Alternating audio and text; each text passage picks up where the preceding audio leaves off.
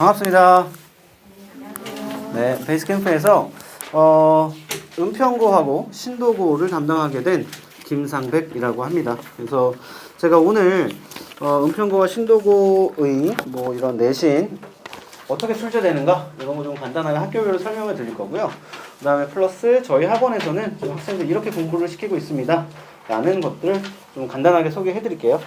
자, 신도고등학교 내용 보겠습니다. 뭐 기출 분석 보시면 아시겠지만 얘도 마찬가지예요. 범위는 1, 2과 공통적이죠. 그 다음에 3월 모의고사 똑같이 포함이 됩니다. 다만 얘는 뭐가 없어요?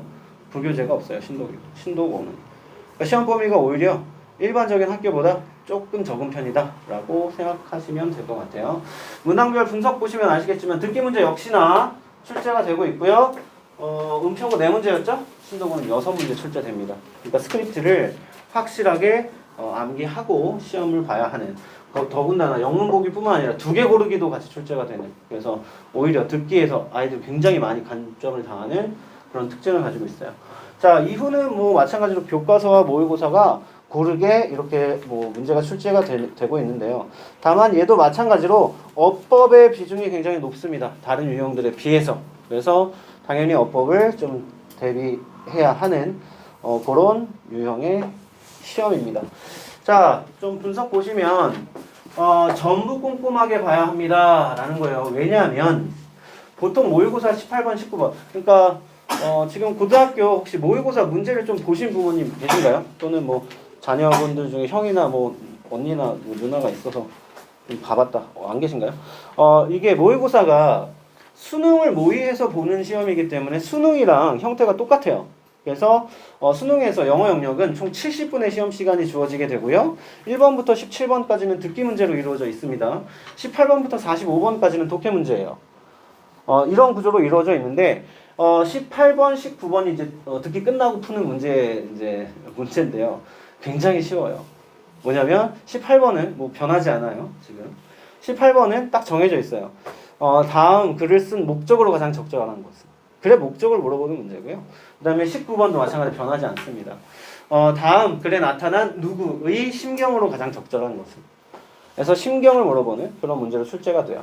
보통은 저희가 시험 범위에 모의고사 전체가 포함이 되더라도 이 18, 19번은 지문은 뒤에 나오는 좀 어려운 유형의 지문들보다 내용이 굉장히 쉬워요.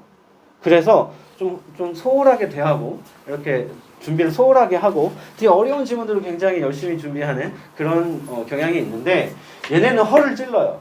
그래서 그 쉬운 지문들로 문제를 좀 어렵게 출제를 합니다. 그래서 신도고는 꼼꼼하게 준비를 해야 하는 그런 특징을 좀 가지고 있습니다. 그 다음에 표면적으로는 서술형이 없는 시험이에요. 서술형이 없었죠. 아까 1번부터. 서술형이 없지만 배열 문제를 객관식으로 출제해요. 이게 영작이랑 뭐가 달라요? 그래서 실제로는 서술형이 없지만 있다고 봐야 한다 라는 거예요. 그래서 그게 좀 가장 큰 특징이었습니다. 마찬가지로 좀 예시를 들어주기 위해서 문제를 좀 가져왔는데요. 뭐 보시면 아시겠지만 내용 주어지고 있고요. 아까 은평으로 좀 비슷하지 않나요? 아까 A, B, C, D, E였지만 얘는 이중을 써줬네요. 그래서 이런 식으로 좀 약간 비슷한 유형, 은평고와 신도고가 좀 약간 비슷한 유형의 문제가 출제가 됩니다. 아까는 뭐 은평고는 그거였잖아요. 다음 중 뭐 잘못 말한 것은, 그리고 뭐 의견 잘못 말한 근거는 이라고 물어봤는데 얘는 제대로 이해한 사람 총 몇 명인가요? 이렇게 객관식으로 출제를 합니다. 큰 차이가 없죠, 문제형이. 자, 이런 문제들 출제가 됩니다. 그 다음에 전략. 자, 범위는 굉장히 적어요. 다른 학교에 비해서 적지만 매우 자세하고 꼼꼼하게 대비를 해야 됩니다. 쉬운 지문이라고 넘어갈 지문이 없습니다. 그런 지문들도 출제가 되기 때문에. 그 다음에 듣기에서 아까 처음에 말씀드렸던 것처럼 은평고에서 신도고도 마찬가지로 듣기는 전부 다 내용을 숙지하고 있어야 합니다. 그리고 어법 문제가 모두 다 고르는 문제로 출제가 돼요. 제일 어렵죠. 그래서 요거 못 맞추게 되면 상위권에 들어갈 수가 없게 됩니다. 그리고 시간이 좀 많이 부족합니다. 어려운 문제가 많기 때문에. 그래서 철저하게 범위 내용을 알고 시험 봐야 해요. 뭐 마지막에도 어법 얘기 한 번 더 써놨고요. 그래서 어법 지금 은평고도 어법, 신도고도 어법, 지금 어법 얘기가 계속 나오는데요. 제가 간단하게만 좀 설명을 드릴게요. 중학교 때 시험 범위는 보통 일반적으로 교과서 한 3개과 정도가 시험 범위가 돼요. 그래서 보통 교과서 1개과에 필수 어법 2가지의 사항이 들어가게 됩니다. 교육 과정상. 그래서 3개과라고 하면 총 6가지의 문법 사항들을 아이들이 필수적으로 공부를 해야 하고요. 그 6가지의 사항으로 문법 문제를 출제하게 돼요. 이게 중학교 내신 시험이에요. 근데 고등학교에 올라오는 순간 문법의 범위가 없어요. 왜 그러냐면 너희들 중학교 때 문법 다 공부했잖아. 다 알지? 이게 일반적인 고등학교 시험의 마인드라고 생각하시면 돼요.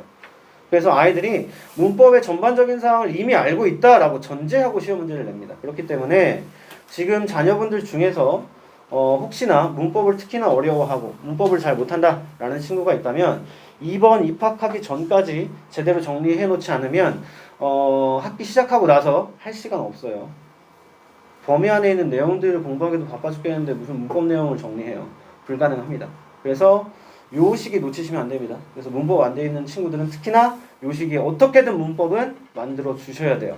그래서 그걸 좀 당부드리고 싶습니다. 저희 이제 베이스 캠프에서 이제 영어 학습과 관련해서 어떻게 좀 관리를 하고 있는지 간단하게 소개를 해드릴 건데요.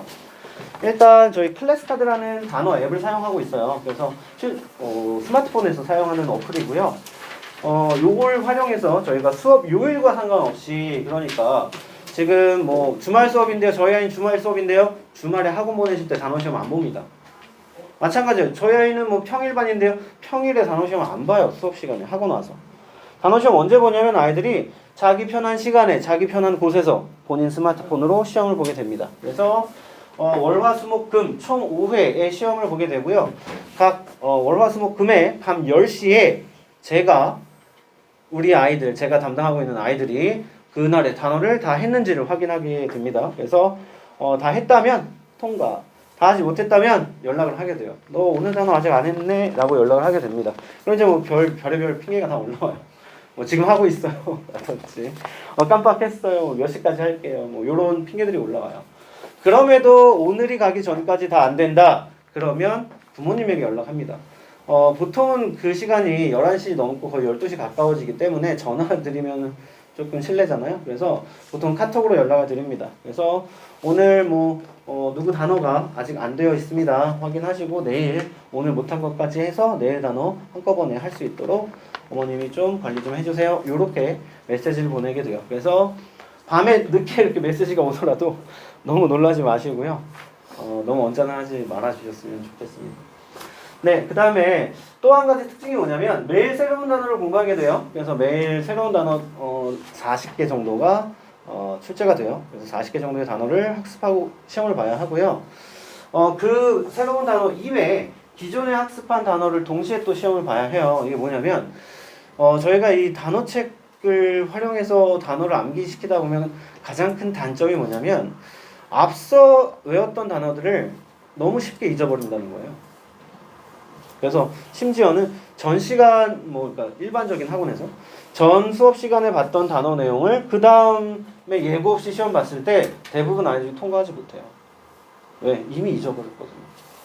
그래서 그런 단점을 좀 최소화하기 위해서 저희 어떻게 하고 있냐면 보통 5일, 일주일이 5일이잖아요. 5번. 그 5일을 기준으로 해서 계속 누적을 시키게 됩니다. 그래서 내가 오늘 시험 보는 단어 이외에도 이전에 5일 동안에 봤던 단어들을 또 복습해서 단어 시험을 보게 돼요. 그래서 총 이렇게 2번의 단어 시험을 봐야 합니다. 그래서 아이들이 이미 외웠던 단어들을 잊어버리는 걸 조금이라도 늦추기 위해서 좀 이렇게 노력을 하고 있습니다. 그 다음에 이제 저희 월화수목금까지 단어 시험을 보기 때문에 이 시험 본 결과들을 다 저희가 취합해서 주말에 부모님께 성적표를 발송해 드리게 됩니다. 그래서 주말에 이제 토요일이 되겠네요. 그래서 토요일 날 이제 받아보시게 될 거예요. 그래서 저한테 이제 카톡 메시지가 올 겁니다. 그러면 이제 URL이 이렇게 찍혀 있을 건데요. 그거 이렇게 탭하시면 그 성적표로 이렇게 이동을 하게 돼서 우리 아이가 일주일 동안 단어 시험을 본 단어 세트들과 그 다음에 그 단어 세트의 점수들을 확인할 수 있고요. 그래서 뭐 대부분 다 통과가 돼 있을 거고요. 칭찬 많이 해주시라고 보내드리는 거예요. 그래서 칭찬, 아이고 이번 주도 단어하느라 고생했네 라고 이렇게 한마디 칭찬해 주시면 좀 우리 아이들이 좀 더 힘내서 할 수 있을 것 같아요. 자, 그 다음에 저희가 사용하고 있는 독해 교재입니다. 그래서 1350제라는 독해 교재인데요. 말 그대로 1350개의 지문으로 이루어져 있어요. 각 한 권당. 그래서 굉장히 시간이 오래 걸렸습니다. 이게 좀 안 되는데. 이 교재 레벨 세 가지로 구성이 되어져 있고요. 각 레벨에 맞게 지금 요 지문들로 이용해서 독해 학습이 이루어지고 있습니다. 이 해당 지문들 단어 학습도 마찬가지로 클래스 카드로 지금 진행을 하고 있는데요. 요거는 시험 보라고 하는 게 아니에요. 시험은 안 봐요. 왜 그러냐면 보통 한 회당 최소한 350개 정도의 단어가 돼요. 근데 아이들이 요거 일주일에 보통 2회 기본적으로 공부하게 되거든요. 그럼 이 교재의 단어들만 해도 최소 700개예요. 거기에 새로 맨날 40개. 그럼 애들 다 책 집어 던져요. 안 한다고. 그래서 이거는 아이들이 외우라고 내는 게 아니라 참고하라고 주는 거예요. 그래서 보통 숙제를 저희 수업 시간에 문제 풀지 않고요. 풀어 오거든요. 숙제로. 문제 풀 때 지문 내에서 한 지문 내에서 모르는 단어가 5개 이하일 때는 아이들이 지문 읽는 게 재밌어요. 왜냐하면 대부분의 내용을 파악할 수 있거든요. 근데 모르는 단어가 6개 이상만 되더라도 이제 중간중간 내용이 이제 비게 돼요. 이게 뭔 내용이지? 이런 생각이 들게 돼요. 재미가 있겠어요? 없어요. 그러다 보면 애들 어때요? 숙제하는데. 그냥 막 대충 풀게 돼요. 대충 풀게. 도움 안 되겠죠, 그렇죠? 그래서 좀 그런 걸 막기 위해서 단어 세트를 좀 제공해주고 있습니다. 그래서 이 단어 세트는 시험 봐라가 아니라 미리 한번 훑어봐, 숙제하기 전에 라는 용도예요. 그래서 단어를 쭉 훑어보게 되면 방금 훑어본 단어를 문제 풀 때 그 단어들이 지문 안에 들어가 있죠. 그러면서 또 학습이 되게 돼요. 해석해보면서. 그래서 그런 식의 좀 효과를 노리기 위해서 저희 시험용이 아니라 참고용으로 이렇게 활용하도록 도움을 주고 있습니다. 그 다음에 이제 또 독해 문제 풀고 끝나는 게 아니라 저희 워크북 함께 사용하고 있어요. 간단하게 보여드리면, 자, 이전에 이제 학생들이 저희가 워크북 사용하기 전에 연습장에 좀 아이들 문장들 숙제 내고 저희가 좀 확인하고 이랬었는데, 요걸 좀 이제 정형화 시켜서 저희가 워크북을 만들었습니다. 그래서 워크북은 이렇게 생겼어요. 그래서 자, 단어 부분이 있고요. 그 다음에 문장 부분이 있어요. 그래서 단어 부분은 이런 걱정을 하시는 부모님들 더 계시더라고요. 뭐냐면, 아니 저희 때는 단어는 이렇게 맨날 쓰면서 외우고 그랬잖아요. 근데 요즘 애들 아무리 세대가 바뀌었다지만 이 스마트폰 요거 이렇게 외워서 이게 될까요? 라고 걱정하시는 부모님들이 좀 더 계시더라고요. 뭐 맞는 말이에요. 왜냐면 실제로 쓰는 것보다 눈으로 공부하는 단어가 휘발성이 훨씬 강해요. 그래서 더 빨리 잊혀져요. 그걸 막기 위해서 저희가 물론 복습이라는 것도 활용을 하고 있고요. 이거 뭐냐면 독해 지문 내에서 모르는 단어 직접 찾게 저희가 유도하는 거예요. 그래서 단어 쓰고 뜻 쓰고 동의어 반의어 씁니다. 이거 아이들이 직접 사전에서 찾지 않으면 동의어 반의어 못 써요. 그래서 아이들이 직접 사전에서 찾아보도록 좀 이렇게 노력을 좀 하고 있습니다. 그 밑에는 아까 저희가 뭐 연습장에서 아이들이 숙제로 했던 그런 문장 분석들과 해석들을 좀 연습시키고 있고요. 자, 이렇게 좀 저희가 좀 여러 가지 고민하면서 아이들 공부시키고 있고요. 마지막으로 요거 한 가지만 좀 당부드리고 제 순서 좀 마무리할게요. 뭐냐면 저희 중학교 때까지만 하더라도 아이들의 시험의 기준은 절대평가입니다. 그래서 우리 아이가 열심히 하면 좋은 등급을 받을 수 있어요. 근데 고등학교 이제 입학하는 순간 모든 시험은 다 상대평가예요. 이게 가장 큰 차이예요. 그래서 상대평가이기 때문에 우리 아이 열심히 한다고 좋은 등급 받는 게 아니에요. 우리 아이가 남들보다 더 열심히 더 잘 해야 좋은 등급을 받을 수 있습니다. 그래서 첫 시험 보시고 첫 중간고사 보시고 이렇게 화나셔서 학원에 전화하시는 부모님들 많으세요. 뭐냐면 우리 아이 중학교 때 영어 A등급밖에 안 받은 아이인데 어떻게 이런 점수가 나올 수 있나요? 라고 이렇게 화가 나셔서 전화하시는 분들 계신데 일단은 점수라는 게 더 이상 중요하지 않고요. 뭐가 중요하냐면 등수가 중요해요. 그래서 점수 나왔다 하더라도 예상치 못한 점수가 나왔다 하더라도 일단 기다려보세요. 그래서 다른 아이들이 똑같은 시험을 어떻게 받느냐가 중요한 거예요. 우리 아이 70점 받았어. 이거 미쳤네 이거. 학원에서 뭐 한 거 도대체. 가 아니라 다른 아이들이 65점, 60점 받았다면 굉장히 잘한 겁니다. 그래서 시험 점수 가지고 놀라지 마시고요. 등수로 확인을 해야 해요. 그렇기 때문에 시험 보고 나서 아이들 혼내지 마시고요. 조금만 기다려주세요. 네, 그거만 마지막으로 당부드리고요. 제 순서 좀 마무리하겠습니다. 감사합니다.